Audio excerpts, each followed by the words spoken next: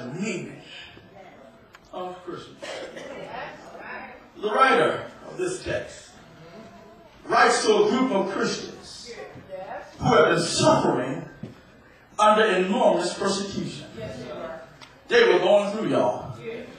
They were saved. You know what that tells me?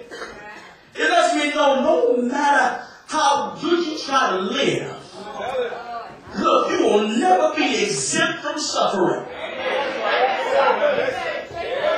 Come on. If you go reign with him, I wish I had a church up in here. You gotta suffer with him. Because listen, if I suffer, I will gain eternal life. And I reckon, I feel my help in the room, that the sufferings of this present time are not worthy to be compared with the glory which shall be revealed in us.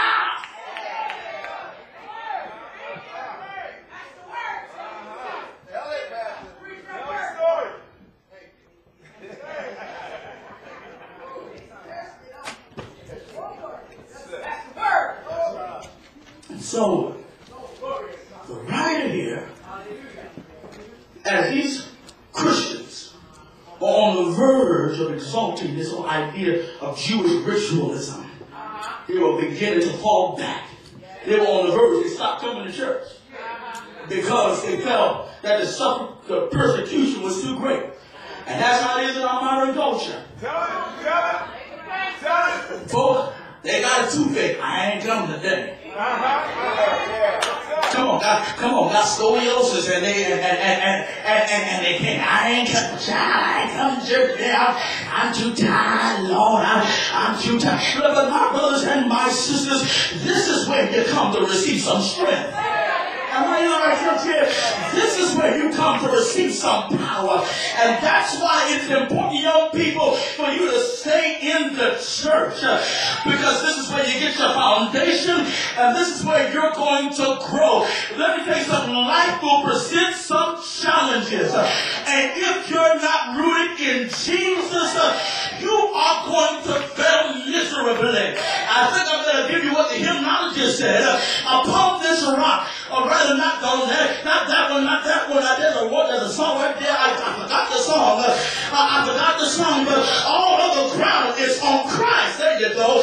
The solid rock I stand. All of the ground is sinking sand. Thank you, Lord.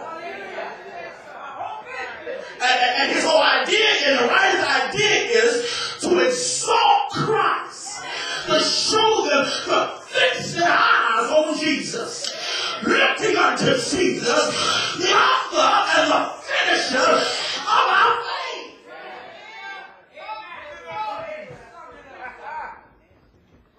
Look to Jesus. And so we come to this portion of the passage. And this big idea is simply this.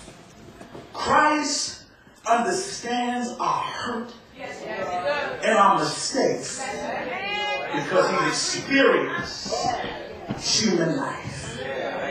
Let me show you how it's worked out. First of all, note the purpose of his coming. The verse describes in graphic detail the work of Christ in him coming down to earth. That's verse 14. The text says, for as much then as children are partakers of flesh and blood, he also himself likewise took part of the same, that through death he might destroy him that had the power of death, that is the devil. Jesus came to destroy the dominion of darkness.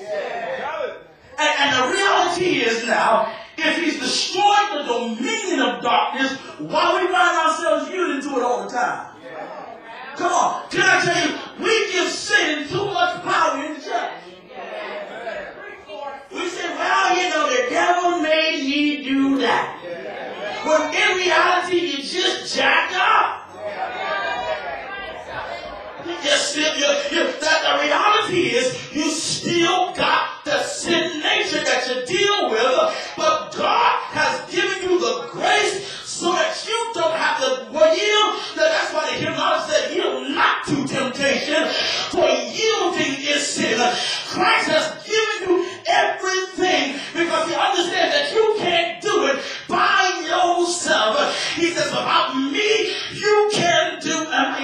right, church here, that without me you can do nothing.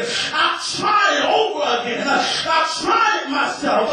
But when I turned it over to Jesus and I gave it to him, I found out that God could do what my baby couldn't do. Come on here. God could do what my girlfriend couldn't do. I ain't got one. He did what no other power could do.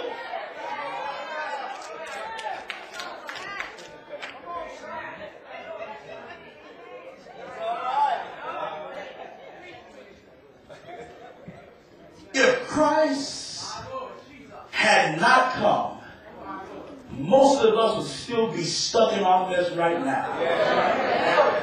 Come on. And that's why every Sunday morning when we get up in here, we ought to come in here with the joy of the Lord.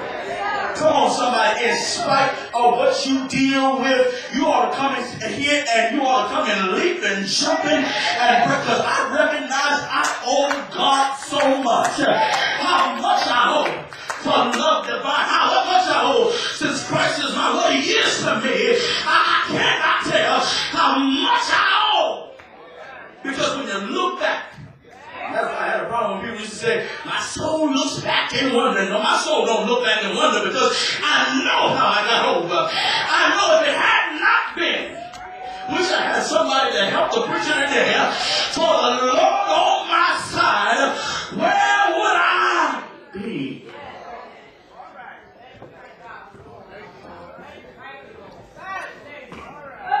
Now, I said it earlier, that in that he has destroyed the dominion of death. Now we have the ability through the grace of God, we have the power now to overcome. And now we don't have to blame anyone or God for our mistakes. But let no man say when he's tempted, I am tempted by God. For God cannot be tempted with evil. Neither tempted he any man. But here's the issue. But every man is tempted when he is drawn away from his own lust and enticed.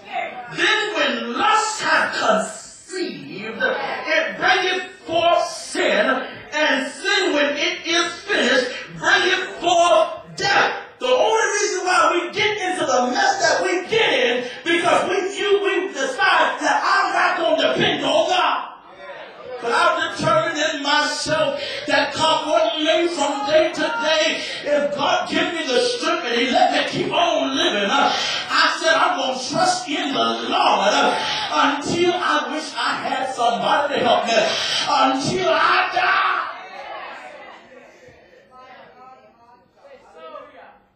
He delivered them, verse 15, who through fear of death, all their life subject to bondage.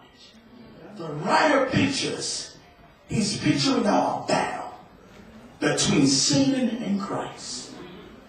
Death had us captive.